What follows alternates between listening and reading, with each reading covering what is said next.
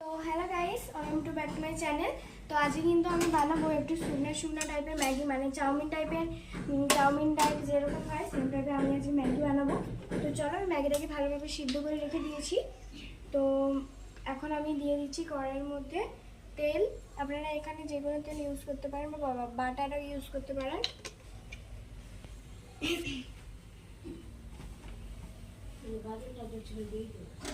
আর আজকে কিন্তু আমি যেহেতু ইপি ম্যাগি বানাচ্ছি, ইপির সঙ্গে কিন্তু আমি টমেটো দিচ্ছি, টমেটো কেচাপ দিচ্ছি আমি আর দিব। এখন কিন্তু তেলটা ভালোভাবে গরম হয়ে গেছে, এখন দিয়ে দিচ্ছি পেঁয়াজ।